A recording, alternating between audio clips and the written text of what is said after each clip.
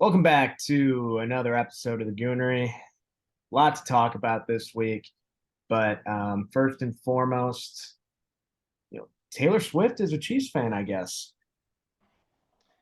Just, Man, I mean, hey, I can't believe I can't escape this. I genuinely can't. let me just tell you, I feel bad that she had to be in person and watch that abomination of a game. I don't care if she was there cheering for the Chiefs. The Chicago Bears are even worse than we could have ever imagined. Brandon, it is approaching. They're at the level of bad where you have to consider the NFL bringing relegation into play with the XFL. They are that bad, I think. And there's no light at the end of the tunnel. And the only light at the end of the tunnel is this really, really, really faint light coming through that the Bears will likely end up with the first pick and have the opportunity to take Caleb Williams. And given the track record, are we really excited for that? All right, I've had a 2 weeks worth of thoughts, so let me cook, as the kids like to say. I don't know if you remember, Ben, but I called this upcoming season the most important season in Chicago Bears history. Yep. Easily could the it could have been easily said about 2019 after we were just a field goal away from making a divisional round. I could have said it's about 2007 after coming off going to a Super Bowl but losing to the Colts. But the reason why I pointed out this season was because there's two main things about 2007 and 2019 that were very comparable and it ended up being true. And that is the quarterback position was still a question. Yeah, you can talk about Mitch Trubisky and how he was single-handedly the reason why the Bears were about to go to the divisional round until Cody Parkey happened. And then you have 2007 when Rex Grossman was the quarterback. He had a very bad second half in the Super Bowl, and in 2007 he ends up getting replaced by Brian Greasy. So those ended up being true. With Justin Fields, when he got drafted, I feel like there were a lot of people that would say this is probably the best talent the Bears have ever drafted. I know Mm-hmm. people still, I think people will probably say K McNown, at least up until that point, but Justin Fields was the most talented. We saw what he did at Ohio State, and we just knew like this was going to be the guy. He has all the tools, and probably more tools than any Bears quarterback has ever had.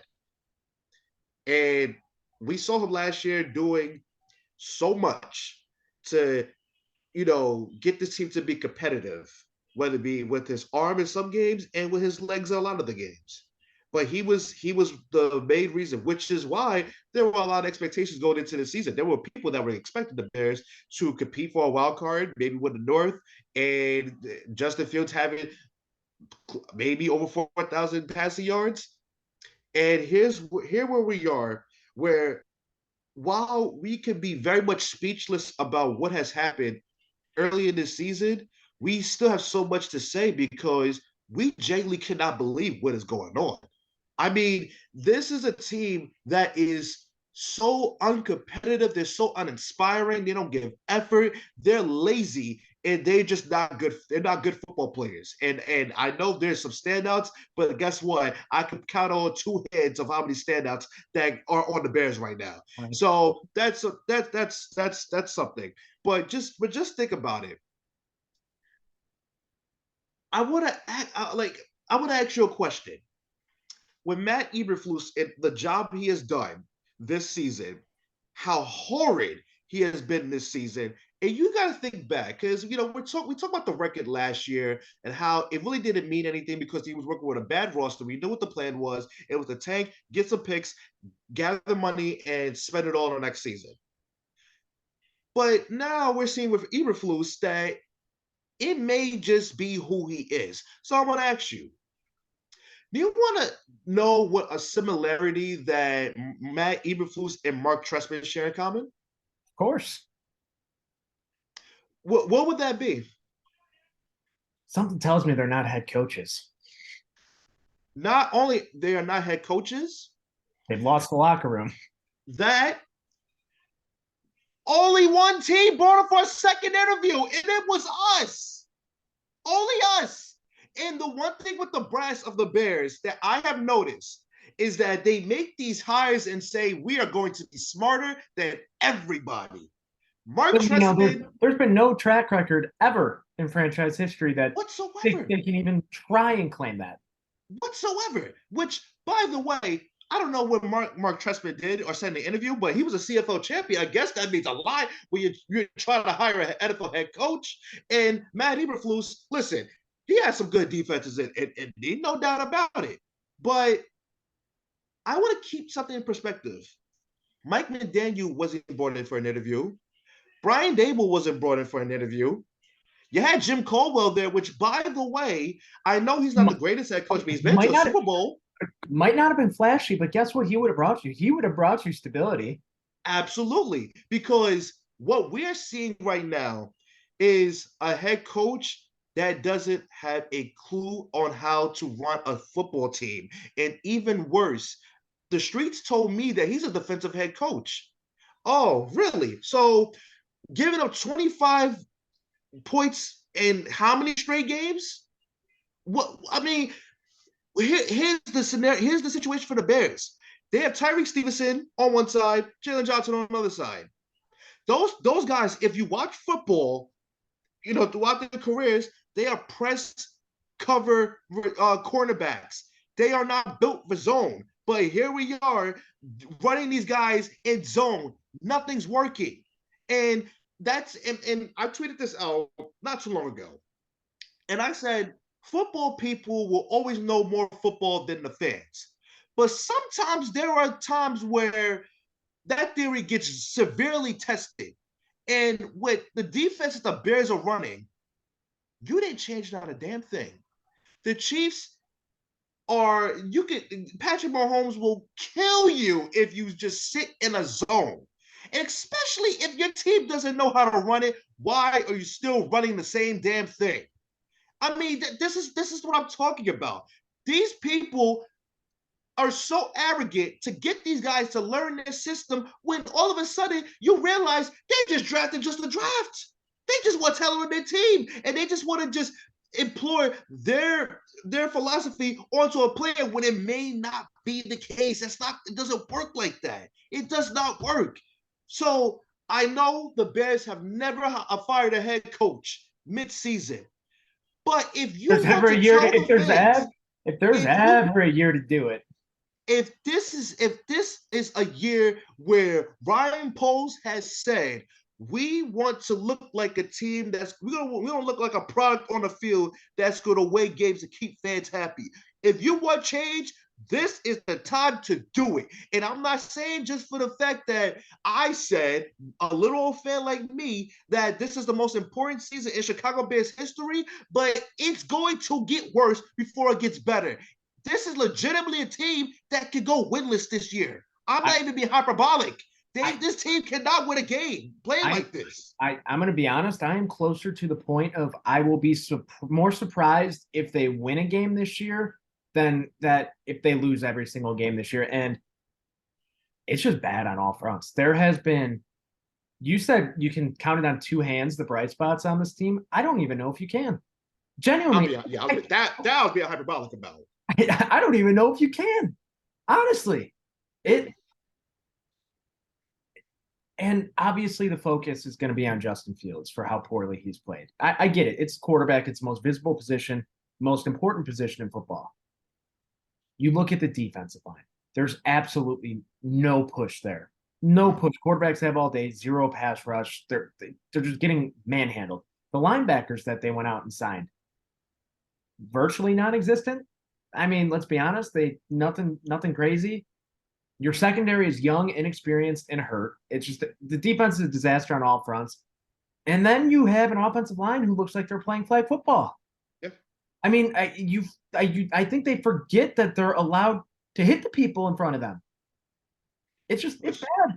Which completely goes against Ryan Poles' philosophy, and obviously there's injuries on that front, and nothing you could do about that. But I've been seeing theories online, and I want to get your opinion on this because I think I'm starting to buy into it. Do you believe that Matt Eberflus was a Ryan Poles hire, or was it a George McCaskey hire? absolutely a George McCaskey hire. I find it very hard to believe that Ryan Poles would choose Matt Eberflus over. I mean, Eric Bieniemy. But let's be real. I mean, Let's be honest.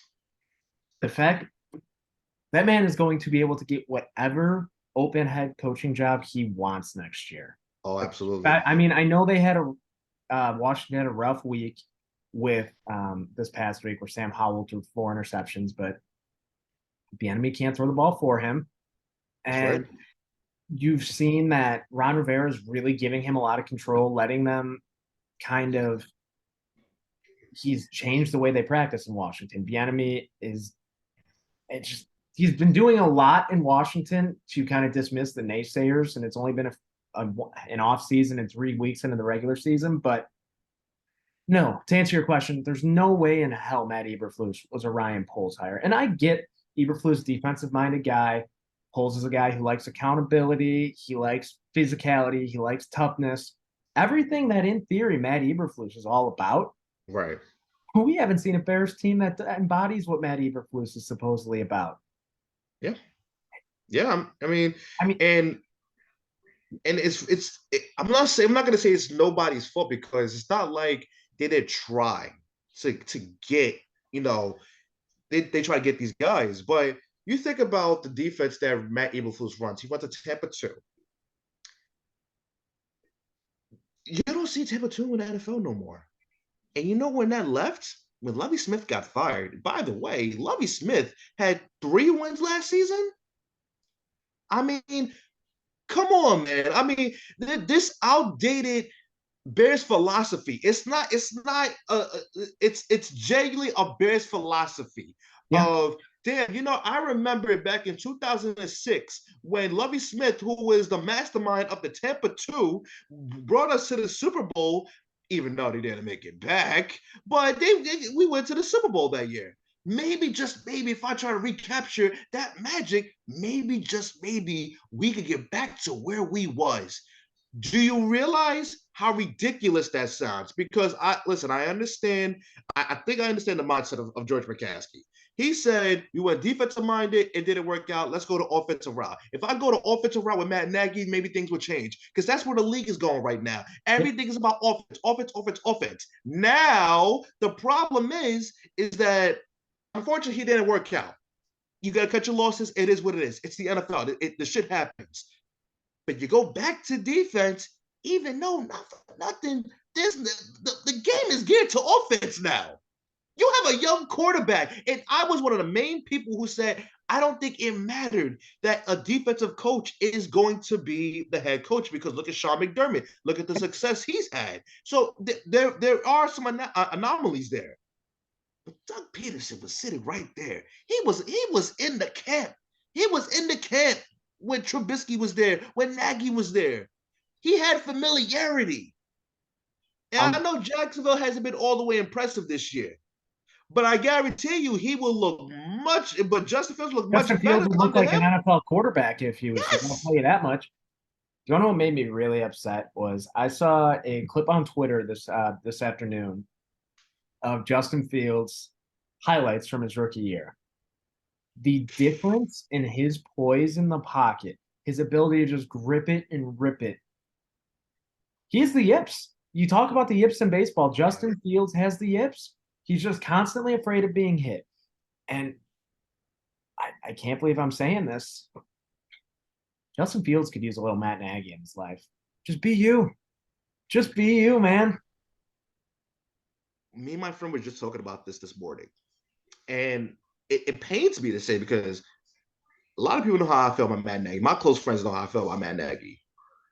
But the difference, and because think about it like this, right?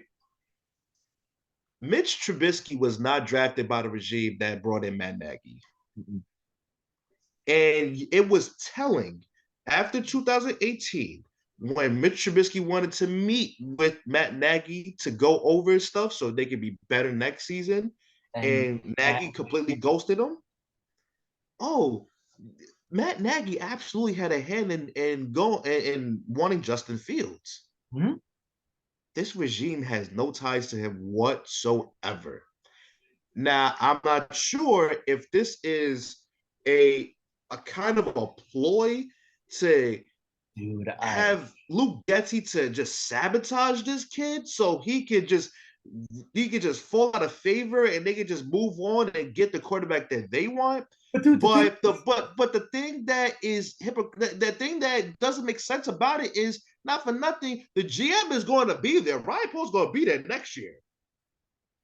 Matt Nagy and Matt Eberflus and Luke Getzey's not going to be there. there's no shot. So you had them revamp his whole mechanics, what they want him to do as a quarterback. Why? Why? And it's almost to a point where, granted, Fields is not perfect. He is not. He is absolutely to blame. You know, he has a part in the blame for why the Bears are where they are. Absolutely. But if you really look into all the clips you see on Twitter, because the Bears are the butt of the jokes of these days. No one gets open. Simple routes, simple concepts. There's nothing that screams to me that they have any type of creativity in that offense. And you're It's just talking and you're trying to convince a guy that went to Ohio State to not be creative with the routes.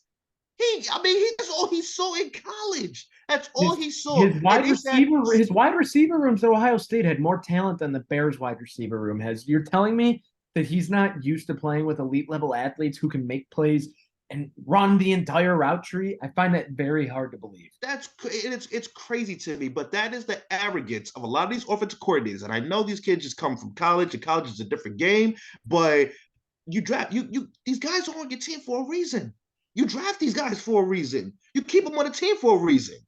So if that's the case, what do they do any research? Do they say this is what he does well, so let's keep going with that? We saw the success he had last year. Equinemius St. Brown was his number one receiver, or number two with Darnell Mooney until he went out. I mean, it's unbelievable that the arrogance of this football team. It's crazy, but you know something?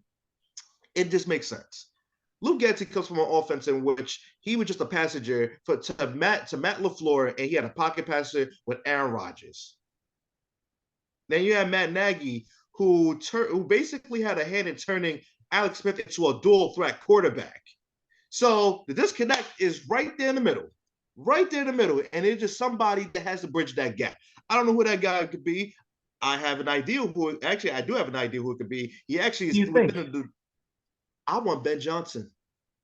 I want Ben Johnson because I saw a quote that said that he gets something out of Fields. And if they want to stick with him for one more year, do it.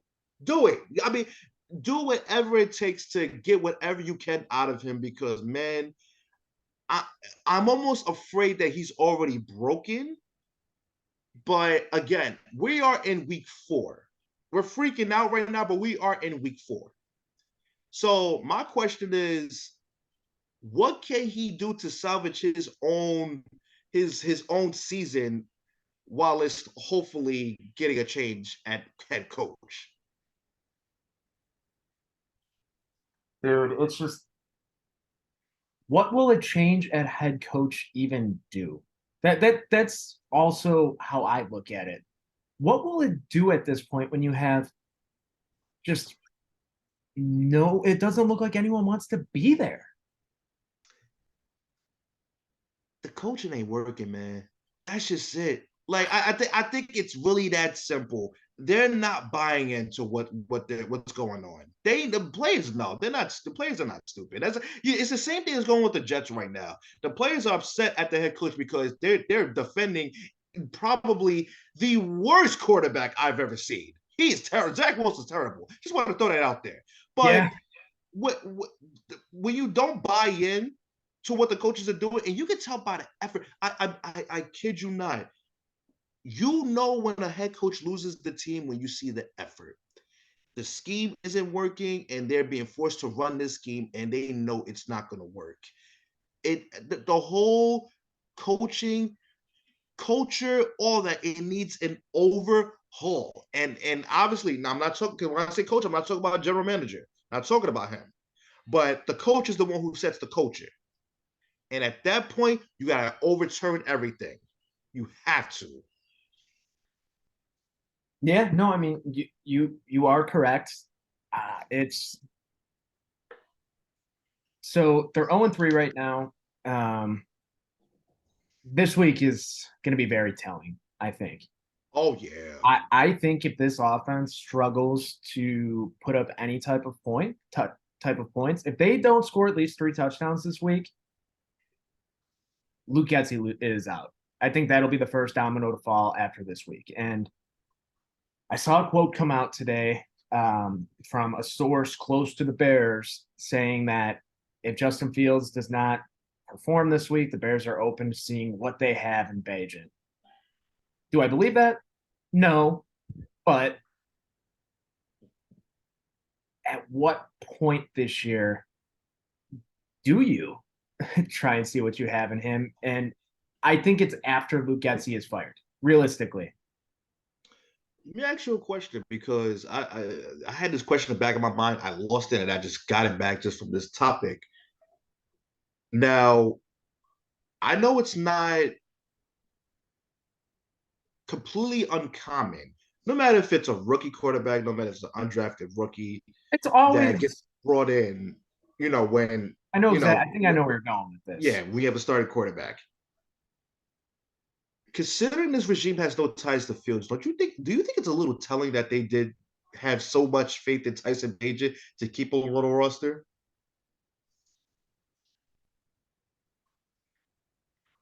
Yeah. I mean, I guess I don't think I really ever thought about it that way.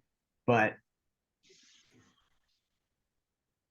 yeah, I'm kind of just at a loss for words now because it is telling that you have a Division 2 undrafted quarterback on your 53-man roster, undrafted free agent. Don't get me wrong, electric at the Division 2 level, but we've seen how Division 2 players have treated the Chicago Bears in the past. Oh yeah. Um, I'm kind of at a loss, man. I think that we will see him at some point this year. I'm fairly confident we will see him at some point this year, and that scares me, man, because just how excited we all were for Justin Fields. We all expected him to take that leap, but I want to see him. I want to see him play without Luke Getzey for a few games. Fire Yeah. Luke Getzey after this. I'll be completely honest. I think Luke Getzey is going to be out after this week, regardless, because they're going to need a scapegoat. But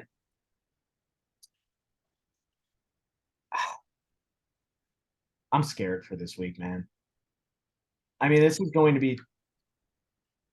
It's just going to be sad. It's going to be sad to watch. Now, I'm gonna be honest, I'm a little more composed this week because I think I reached a point where I don't care. Yeah, I've reached a point where we're at the point of no return. And until a change is made at head coach, it's hard for me to care at this point. But if you really think about, let's really really deeply think about this. If Justin Fields works out, good. yeah, If Tyson Bagent works out, good. What and that if that right there is the Bears win-win situation.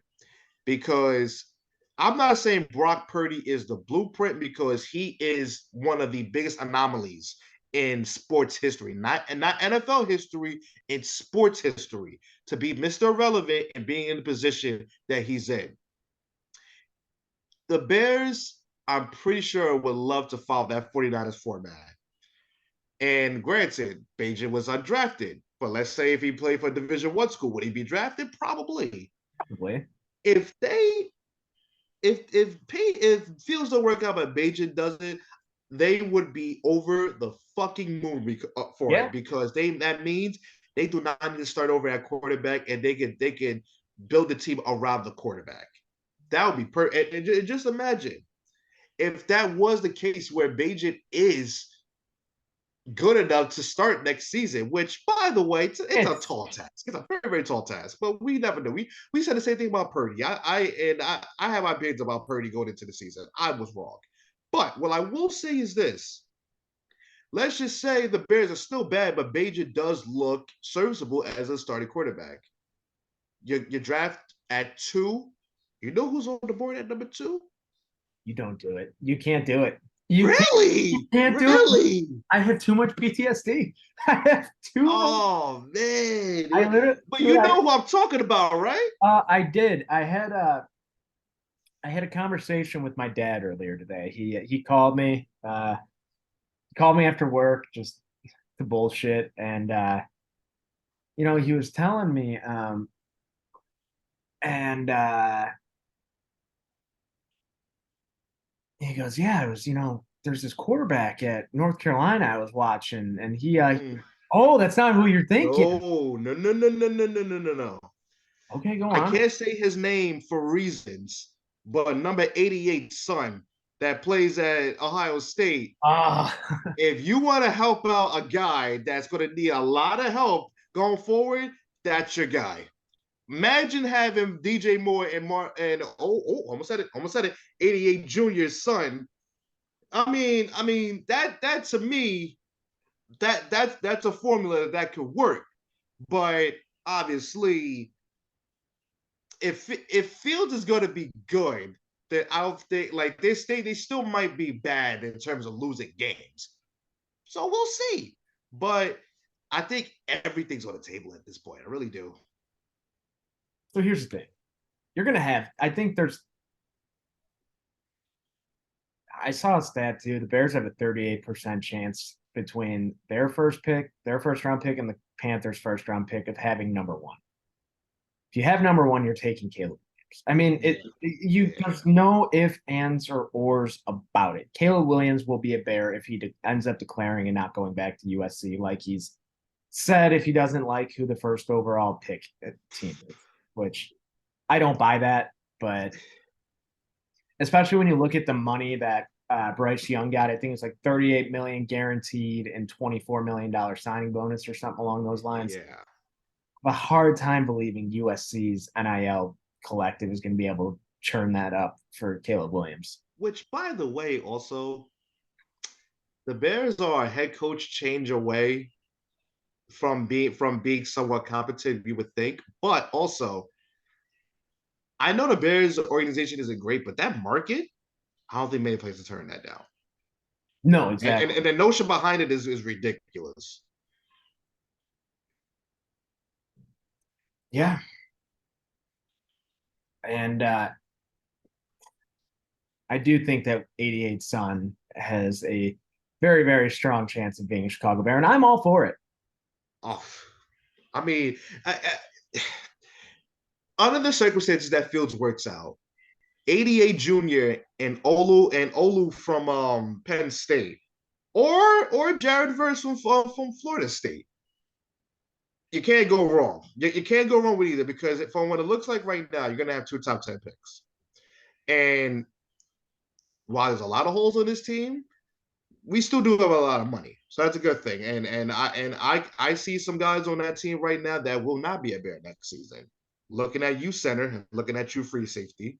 So that's also a plus. But it's only week 4, and there's still a lot of season to be played. And I'm not gonna sit here and be that guy to say it's a long season. Don't panic. I'm freaking the hell out right now. I'm freaking the hell out. But I would hate for this season to turn into, man, I hope we lose as much game as possible because I did that last year, and I don't have the patience to do that again this year. Yeah. God, it's September 27th, and we're already looking at the draft board. Unbelievable. Unbelievable. I didn't think we would be here, Brandon. I did not think we would be here. I mean, if we want to talk about some bright spots on the team, Rochon Johnson is looking like Rochon Johnson's looking like he is going to be a diamond in the rough find for Ryan Poles, like we all expected. Yep. And by the way, I don't know. I know the blocking isn't very great this year, but Khalil Herbert is not a lead back. I No. think we knew that, but it's only a matter of time. And considering all the things Roshan can do, yeah, Khalil Herbert's going to find himself being the second in a rotation very, very soon. And rightfully so. Rightfully so. I mean, and that's okay if you realize Khalil Herbert's not an every down back. I don't think anyone truly, truly, truly ever thought he would be that every down back, but it's okay. You It's have okay. you have a potential every down back in Roshan Johnson now. Let him run the ball. I mean, he's about the only guy on the offensive side of the football who looks like he wants to be there. Yeah. And give me 11 Roshan Johnsons. I think this offense would be operating at a higher level than they are right now. And by the way, he's a rookie. Yeah, He's a rookie. hungry. He wants to be here. That's the difference. He wants to be there and prove himself. And I this Eberflus Eberflus sucked the love out of the game for these guys, man. I genuinely believe that. Yeah. In the effort in that Chiefs game, it's like they said, "We're gonna get blown out. Let's get it over with. Let's go on to Denver." Mm-hmm. It's embarrassing. It's very embarrassing. It is very embarrassing.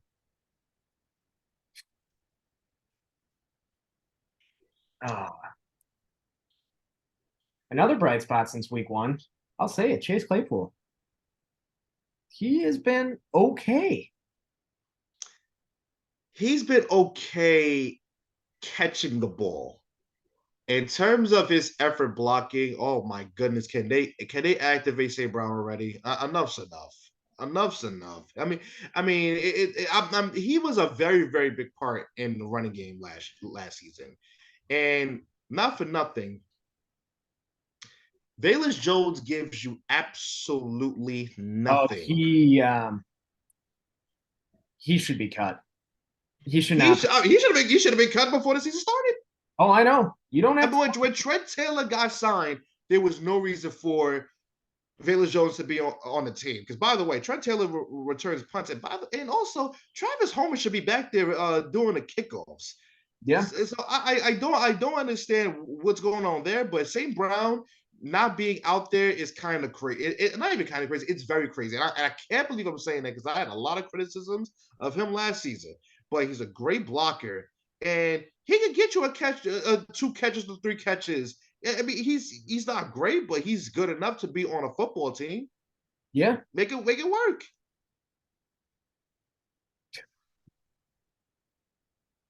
Just a damn shame. It I truly just, is. man, I wish I could get angrier, but I can't. Like, it's just like the point at where I'm at. There's no anger. It's just whatever. Yeah. Like, you know, it's just September 27th, man. I'll say it again. I went September 27th. I went from Chicago White Sox, who I gave up on 4 months ago, to the Chicago Bears, who I've given up on after 3 weeks. And I'm rolling right into the Chicago Bulls, who I'm sure I'll give up on after probably actually today when the Bucks acquired Damian Lillard. But I it's mean, it's a sad state of affairs in this city, man. I and of course, for the luck of myself, the Cubs are the only good thing in Chicago, which it could easily fall apart, which I'm hoping and praying Braves get the job done. But um just thinking about the year in sports where I had to see Michigan lose to TCU only for TCU to get thumped in the national championship. Cardinals having the expectation to win the Central and maybe be a World Series contender. They were out of it by June. And now this. Mm-hmm. Michigan is my only saving grace. My only saving grace. If Michigan does not make the national championship this year, this legitimately may be the worst sports year I have ever been a part of, and boy, is that saying a lot. All right, and we can talk. What do I got to do? We can talk a little college football. What are your realistic expectations for Michigan the rest of the way out? I know you're getting Harbaugh back. You know, I got to be very honest, and I hate to be this person, but I have to be this person. I'm not all that impressed. Defensively, we look very, very good. Um, I do feel like they need to play with a little bit more intensity. I feel like that was kind of missing from having Harbaugh from the start. But offensively, the offensive line is not the same. This is a two-time back. This is a back-to-back Joe Moore best offensive line in the country winner, and it does not seem like it's the same offensive line. And it's going to suffer because you need guys like Corum and Edwards to get going. Because if that's the case, I think JJ McCarthy can win you a game, but I don't think that's something that you want to rely on. So if the running game does not get going, it's going to be tough against Penn State. It's going to get tough against even Maryland, and then you have the Ohio State game. But I would say right now that Penn State is the best team in the Big Ten right now, Yeah. and literally the only thing that could change that is if Michigan gets that run game going. If they get that run game going, then they're going to be the best team in the Big Ten. But right now, they are not. No, I would agree. I would agree. And the Big Ten is not as strong as I thought it would be this year. I mean, the top three, yes, juggernauts. Don't get me wrong. The top three are all playoff contenders. After that, the Big Ten West might be the worst Power Five division in all of college football. And here I am thinking that Luke Fickell is going to turn Wisconsin around completely. Okay, here's Washington State is a good football team. They're good. So they're good. I don't want to say that. It's year one. I'm still a Luke Fickell guy. I still think he's a top 5 coach in the country. Give him some time to get acclimated, but I thought there was an outside shot they could make a playoff this year. I thought it was very possible. I mean, because Wisconsin honestly, I'm gonna say it. It might still be possible.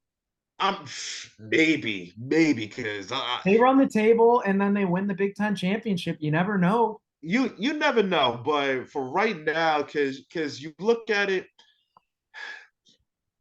let's look at the top teams. Because by the way, the top teams are legitimately not the top teams. Because Georgia don't look great, Michigan has been average.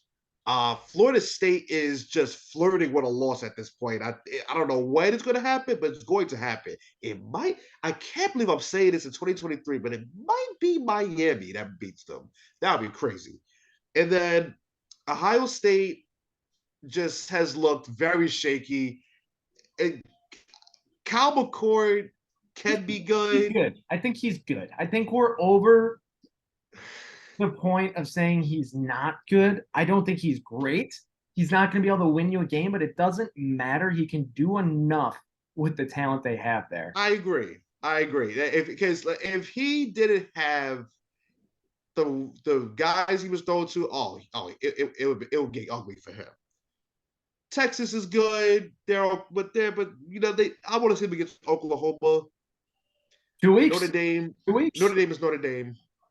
I mean, none to say. Notre Dame. Let me say this: Notre Dame is still a very good football team. They're a very good team. It pains me to say that, but Notre Dame is a very good football team, and Sam Hartman is still a damn good quarterback. And he is going to boost his draft stock. It's a shame that Notre Dame just can't figure out how to have 11 men on the field for their defense. Back-to-back plays, and I just remember the grounding call, and they allow a play to the 1 yard line. I said, it's like Stephen A. with the Cowboys. What can go wrong will always go wrong for Notre Dame. We don't talk about that a lot, but I mean, Notre Dame is that team that every year they get overrated. Every year people are putting them in the Big Ten in the college football playoff. Just like why? You know what's going to happen. Even if they get there, you know what's going to happen. It's just like there's legitimately, in my opinion, as it stands right now, You know what the best college? You know what the best team in college football is right now? The Washington Huskies. I had a feeling you were going to say that. There has Dude, not been a the team more dominant Pac-12, than Washington. the Pac-12, I don't want to say came out of Oh, nowhere, oh. but for a conference that's dissolving, you got to think they're second guessing themselves right now. I mean, it's a damn shame that they're splitting after this year because I mean, you have realistically 16 four. teams. I mean, I was gonna say you have four legit Heisman contenders out there right now, and Oh that yeah, that quarterback between Caleb Williams, Penix Jr., Shadou Sanders, and Bo Nix. I mean, yeah. you have four of the premier quarterbacks in the country out there, and there are, yeah, like you said, top to bottom. I mean, USC's a playoff contender. Oregon's a playoff contender. Washington's a playoff contender. Hell, I'm even gonna throw Oregon State and Washington State in there as very sneaky Don't playoff. forget you. Don't forget Utah. Yeah, exactly. Yeah. Exactly. I mean, it's Cam ridiculous. Rising's It's healthy now. ridiculous. It's yeah, But you know something? it's the deepest conference in college football this year, and I don't you can't argue it. You can't because the SEC is full of posers right now. I mean, the SEC is like I don't believe in LSU. I am not a believer in. I mean, how could you believe in Alabama at this point? Ole Miss poses. Mississippi State poses. South Carolina is not ready. They also have Spencer Rattler playing quarterback, so Which, by the way, he hasn't been bad, no, but but he's it's not still ready. it's Spencer Rattler. Yeah, fair point. but legitimately, Pac-12 is really they're really that good. If They are legitimate. They are legit. I, I love this because I love that they're just going to be beating the shit out of each other just to get into the first of all the championship game, but also the big the college football playoffs. Like that to me is amazing. There's a big game on Friday between Utah and Oregon State. You got USC and Colorado. I mean, we're spoiled right now. yeah, It's for the Pac-12, which by the way has not been as good in a long time. I mean, I'll say college football viewership numbers are through the roof this year. I think I saw something like they're 30% higher than they've been like in the last 5 years or something like that. It's because there's finally fucking parity. Yes, Crazy what NIL can do for that. It exactly. that quick things turned around. I know the conference is dead, but it saved the Pac-12. Not for nothing. It saved what was left of the Pac-12 at least. You know, it was on. I mean, it's dead, but it's on life support now, and it's back. There's a little bit of a heartbeat. You're wondering, can they back out of those deals? Yeah, not for nothing. But man, I don't know about you. This weekend's games. Oh man. Oh man. And I will be seated for Colorado USC. I don't give a damn what I saw from Colorado last week. The fireworks gonna be crazy in that game. I can't wait to see it. So I don't think Colorado is bad. I don't think Colorado is good. I think that it's year one. I think you should let Dion go out there, win 6 or 7 games, and you look at that and you are over the moon. What Dion has done for his own brand, the brand of Colorado, all of the players on his team, the conference itself. It's Dion's the biggest story in sports right now. Absolutely. Rightfully so. I just think Absolutely. people need to temper their expectations a bit. No one expected. I mean, think about it. This team's over under win total in Vegas this year was 3.5. They're 3-1. They're 3-1. They're going Mm-hmm. to surpass that with no issues, I think. I mean, let's just look at Colorado's schedule real quick. Let's take a look. Okay, so that USC coming up, obviously, I think they lose that game. They're gonna lose. It's going to be a fun fucking game to watch. A lot more Oh fun to yeah. watch than Oregon because USC has no defense. But Mm-hmm. you will take a look in October. They're gonna beat Arizona State. That's 4 We wins. think. We think. You would think they're gonna beat Stanford. Yeah. 5. UCLA. That'll be a good game. That'll be a good game. They can lose that That'll be a game. good game. Who's home? UCLA. Ooh, I don't know. I don't Does know. home field really do anything for UCLA playing at the Rose Bowl? That's a really good point. Yeah, you're right. You're And right. then November, they have Oregon State, which is an L. I think that's an L. I think so. Their defense is damn good, man. Oh, it's good. And then you have It's good. Arizona, Washington State, Utah. Realistically, they're going to win 6 or 7 games this year. They're going to make a bowl. I guarantee it's going to Hmm. be the most highly attended non-college football playoff bowl. And Dion went from signing a contract to with the university saying, we don't have the money to pay you, but we're going to find it, to being the biggest attraction in college football virtually overnight. Shout out to Coach Prime. Literally. It's just give Dion a year here. And next year, I genuinely do believe they will be college football playoff contenders. I agree. I mean, not for nothing. Let's be honest. There are teams that are probably on winning teams and say, I still want to play for Dion. You're going to Yeah. see those transfers next year. Yeah, I mean, it's going to be up a plenty. And what people don't get, and well, not even get, because I think regardless of whether people get it or not, I think Dion is so great for college football because he has a side that wants to see him do great, that wants to see them do excellent things and whatnot. And then you have see people who really want him to fail because they feel like he's just the arrogant, it's all about me type of guy. And that's why he is great for college football. He Mm-hmm. is the perfect, perfect character for college football. And I'm just excited to see where this is going to go. Granted, I don't see a lot more wins left on the schedule for him, but again, the Year one. expectations, the expectations that were set for him in the beginning of the season, that's a win in my opinion. That's a win, and you won't hear stuff like that from bum ass Danny Cannell, who will get a chance to hate on him any chance that he gets. But let's give credit where it's due. He may not be doing with Florida State, but he's doing with a team that won one game last season. Come Mm-hmm. on now. Amen to that, man. So I'm just happy we were able to wrap this show up on a little bit more of a positive note. We will be back next week, hopefully discussing a little bit more positivity with the Chicago Bears. Am I pot? Do I have? We could cross all the fingers we want. It's not going to do a damn thing. We'll be back ranting again next week. But if you made it this far, we appreciate it. Like, share, subscribe to the show. We will see you next week.